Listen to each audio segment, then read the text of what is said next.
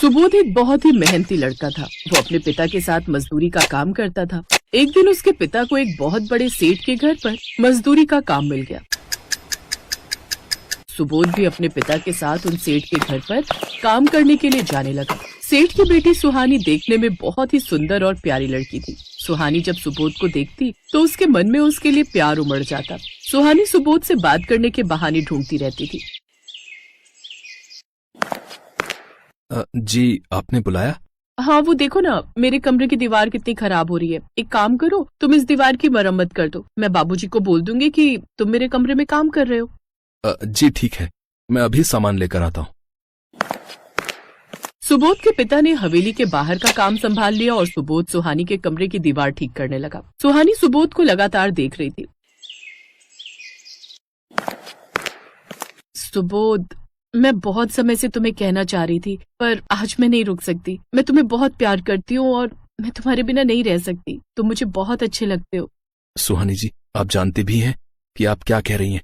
आपके और मेरे बीच में जमीन और आसमान का फर्क है।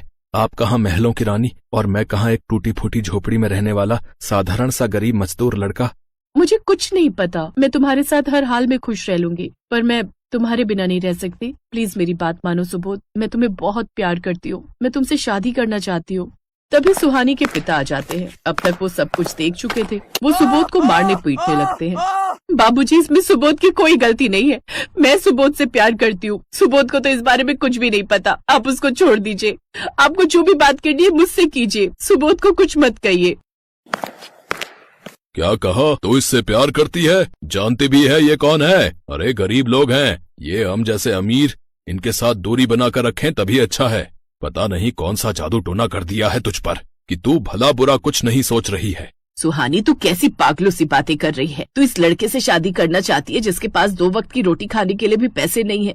माँ बाबूजी, मेरी किस्मत में जो लिखा है मैं उसे अपने आप देख लूंगी, पर अब मैं अपने फैसले से नहीं हटूंगी। तो ठीक है, आज के बाद तेरा हमसे कोई रिश्ता नहीं। तू हमारे लिए मर गई और हम तेरे लिए। कल की जाति आज ही चली जा इसके साथ। जब अकल ठिकाने आएगी तब तुझे पता चलेगा कि गरीबी क्या होती है। बेटी, एक बार फिर सोच लो। हमारे घर में रूखा सूखा भोजन बनता है, तुम रह लोगी ना? बाबूजी, मैं रह लूंगी। बस अब मैं अपने फैसले से नहीं हटूंगी। अगर आप मुझे अपने साथ बहू बनाकर नहीं ले गए तो मैं ये दुनिया छोड़कर चली जाऊंगी। सुहानी, क्या तुम मुझे इतना प्यार करती हो? हाँ सुबोध, मैं तुम्हें अपनी जान से भी ज्यादा प्यार करती हूँ। तो ठीक है, मैं तुम्हें अपने साथ अपनी पत्नी बनाकर ले जाऊंगा। सुबोध ने सुहानी के माता पिता के पैर छूने की कोशिश की, पर उन्होंने अपने पैर पीछे हटा लिए। उन्होंने सुहानी से अपने सारे रिश्ते तोड़ दिए और सुहानी सुबोध और उसके पिता के साथ बस्ती में उनके घर पर रहने आ गई। हमारे घर लक्ष्मी आई है। जीती रहो बहू, सदा सुहागन रहो, सदा खुश रहो। सुबोध और सुहानी एक दूसरे का साथ पाकर बहुत खुश थे। सुहानी ने गरीबी को अपना लिया। उसे सुबोध का प्यार चाहिए था, वो उसे मिल गया। पर एक रात जब सब गहरी नींद में सो रहे थे तब कुछ लोग उनकी बस्ती तोड़ने के लिए आ गए। रात में ही बस्ती खाली करने का आदेश दिया गया। अरे सुबोध, सबको बस्ती खाली करने के लिए बुलाया यार। अब हम यहाँ नहीं रह सकते। यहाँ बड़ा मॉल बनने वाला है, हम सबको यहाँ से जाना होगा। पर हम कहाँ जाएंगे? हमारे पास तो रहने की भी जगह नहीं है।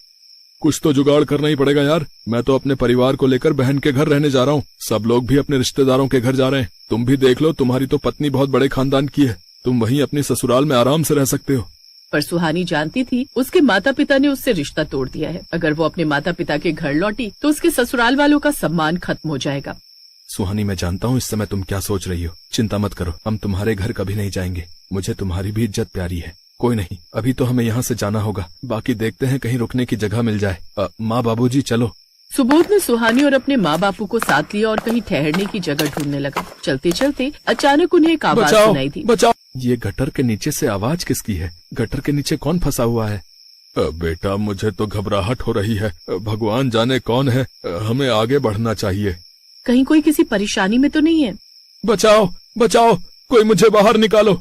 हाँ, कोई जरूर किसी परेशानी में है। मुझे गटर के नीचे से उस व्यक्ति को निकालना होगा। तुम सब यहीं खड़े रहो, मैं गटर के नीचे जाता हूँ। सुबोध, मेरे बच्चे संभल कर, कहीं कोई खतरा ना हो। घबराओ नहीं माँ, ये सूखा गटर है।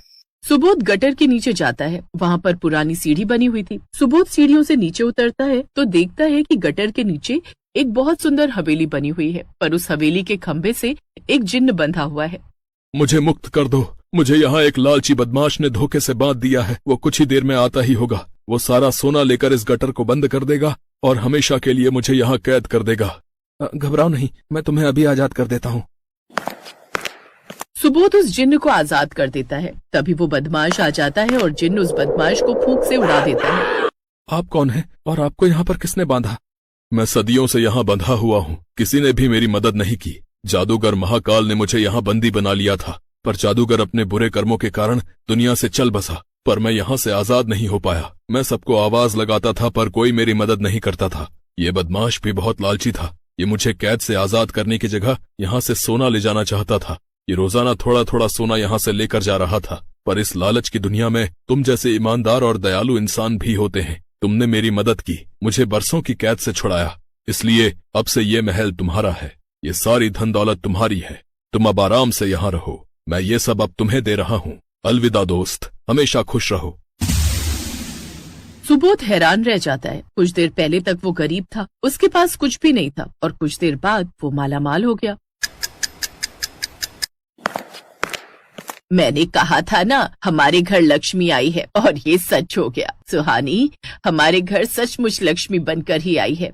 माँ जी, सुबोध जी भी बहुत अच्छे हैं, तभी तो मैंने इन्हें पसंद किया था। मैं जानती थी कि इनसे अच्छा पति मुझे कोई नहीं मिल सकता। सुहानी के माता पिता को जब ये बात पता चलती है तो उन्हें भी अपनी गलती पर बहुत पश्चाताप होता है, और वो भी अपनी बेटी दामाद को मिलने पहुंचते हैं। कुछ समय गटर के नीचे महल में रहने के पश्चात सुबोध उस महल को बेचकर शहर में एक नई कोठी ले लेता है और खुशी खुशी अपनी पत्नी और परिवार के साथ जीवन बिताने लगता है।